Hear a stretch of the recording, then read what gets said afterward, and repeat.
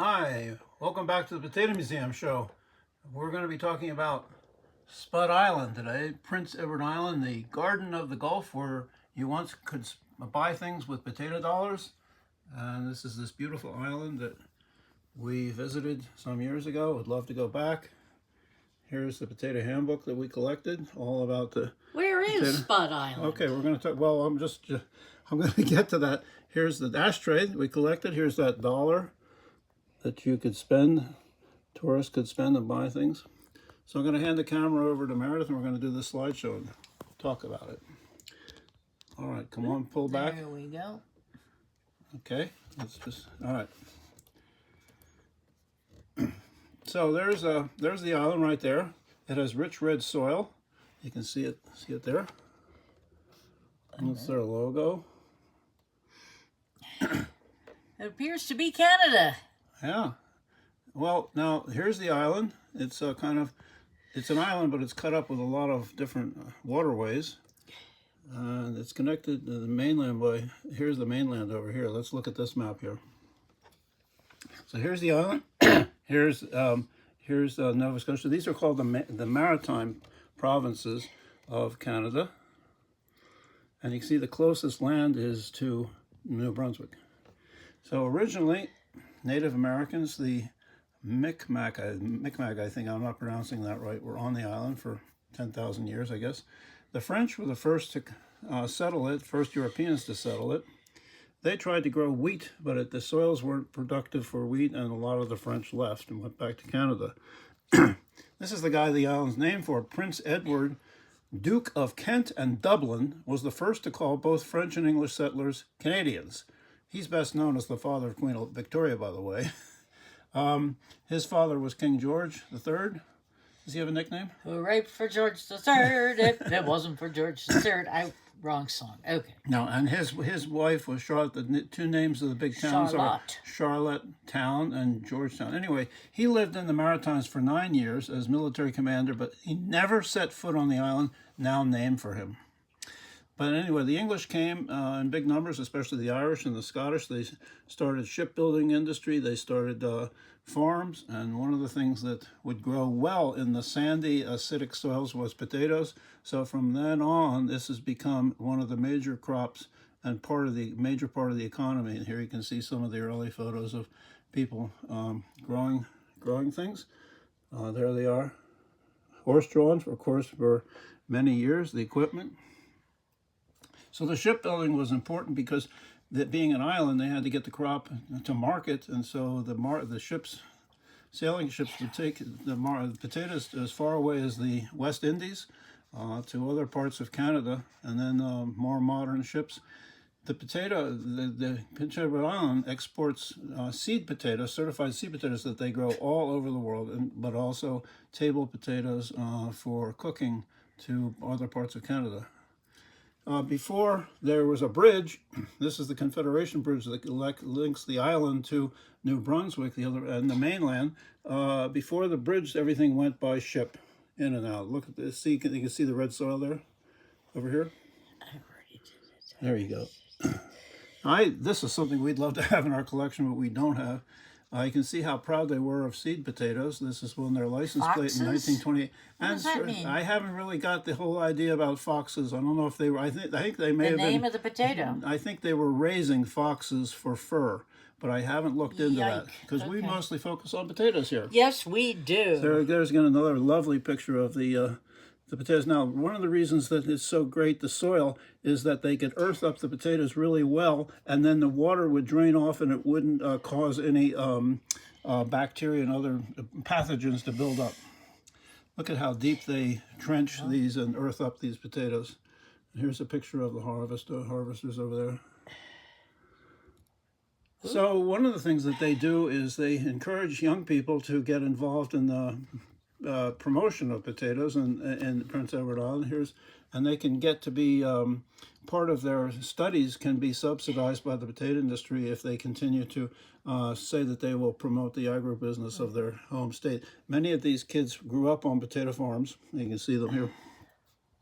I love this picture. These are little first graders learning how Tater to grow, tots. yeah, learning how to grow potatoes in pots and the whole process of the potato plant. And this is a great little shot. And then Prince Edward Island, they call themselves the Canada's food island because you can go there and you can really get close up to agriculture, and you can take a tour of potato farms, and you can visit the Canadian Potato Museum. Ooh. And we have a role in that. Indeed. Yeah, so I want to just show this. So, excuse me. It says the National Museum of Science and Technology in Ottawa would like to thank Tom and Meredith Hughes, curators of the Potato Museum, for their generous contribution to this exhibit. They have shared with us their time, expertise, and precious collection. So this was an exhibit that we did, and you can see here's the logo. In the early 90s. In the early 90s, yeah. At the same time, we were doing something, look. At the same time, we were doing an enormous exhibit with the Smithsonian. And we had enough material and enough whatnot to do both at the same time. So it's really fun. So we were invited to the opening, and we were guest of honors. But once this exhibit finished, we got our collection back, and the rest of the stuff went to start the Canadian Potato Museum in Prince Edward Island. And here's some of the exhibits, and some of the research that we did went into it. Also on the right here, you can see the part of the exhibit that was in Ottawa was about the diseases and problems of the potato, and they showed this by little coffins, and to prove that we were the beginners of this whole thing. We did it first. Yeah, and we have one of the original coffins that they don't have all of them. We have at least one of them here showing the disease. It was a very wonderful way to show the disease and explain it. And then this museum is mostly focused on equipment, and they have some great old equipment that they show of growing potatoes. They're not talking about the global potato as we do, but they are doing a great job as telling the story of the Canadian potato. And you can go and have lunch there in their country kitchen, and most of the menu is full of potato recipes. Look at that. No, how could it be? Poutine, fries, and more. There should be avocado. Can you show the menu a little bit there? Yeah. And then here's their baked potatoes. You can even have a loaded one with cheese bake. Oh, there's... come on. Yeah. Anyway. So, and then you have the opportunity to make potato fudge, which is a recipe that and there up in the right corner it shows it. You can go home with it, something that you made yourself. Outside the museum, there are these murals that we couldn't find the artist of that, but these are wonderful murals, very showing the whole sort of industry and the family farms and that sort of thing. Also, celebrity chefs have gotten involved in promoting Prince Edward Island. Here's Alain Bosset, I guess is like kilted Alain Bosset, and then Prince Edward Island is his most famous musician that comes out of there is Stompin' Tom Connors. You can see the album over here that we have. His most famous song was "Bud the Spud." I remember it. Boy. This is a children's book that is from the book about the story Bud the Spud. It's Bud the Spud from the bright red mud, rolling down the highway smiling. The spuds are big on the back of Bud's rig. They're from Prince Edward Island. Look at the dog. Yeah. And today is International Dog Day. Oh, okay. So okay. We're going to play this. I'm going to take this back from you. I think your hand... No, hold it. I think Let me see if we can get this playing. We need a techie. Whoops. Where's the song? Let's see if we can get this to play. Oh. Well, there we go. Thank you so kindly. This here next song is about a guy that knows more about potatoes than anyone else in the world. It's Bud the Spud from the bright red mud, rolling down the highway smiling. The spuds are big on the back of Bud's There he is stomping. From Prince Edward Island, from Prince Edward Island. From Charlottetown or from Summerside, they load him down for the big long ride. He jumps in the cab and he's off with the price of bagels.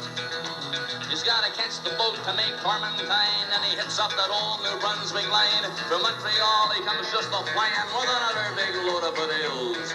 It's Spud the Spud from the bright red mud, going down a highway smiling. The Spuds are big on a Mac of Bud's rig. They're from Prince Edward Island. They're from Prince Edward Island.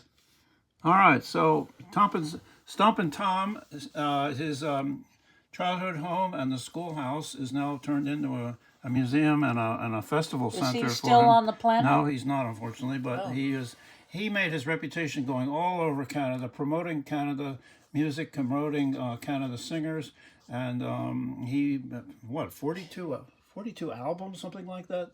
I can't remember how many songs that he did, but just a great musician, and his hometown was Prince Edward Island. I want to mention also Harry Fraser, who was, when we first went to Prince Edward Island, we went to a potato conference. We met him. He was, I haven't found any pictures or his newsletters that we collected, but he was just an important person in keeping track and helping us and the rest of the industry learn about potatoes.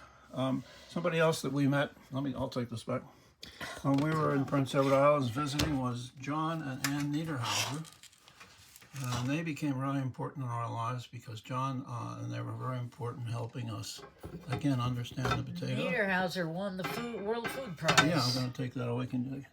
And there it is. There's the World Food Prize. It's the certificate.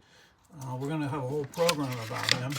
Here I am visiting with him in Tucson. Look at that little model of him. I also want to mention that when we were there, we collected this banjo potato sprayer, which was used to spray for late blight potatoes and also for potato bugs. And you would put the chemicals in there and mix it with water, and you would turn this crank, and it would spray it. Here's a picture of one of the farmers doing this sort of work. And I love this picture. Here's a guy using a different kind of sprayer, but doing this. This is actually in West Virginia, but it's the same principle. Hey. Thank you for joining us. It's been a pleasure to introduce you to Spud Island, and we hope to do more about Canadian potatoes and more visits and more about John Niederhauser and the World Food Prize. If you like these programs, you can subscribe, you can let us know, ask us questions, leave us comments. See you next time.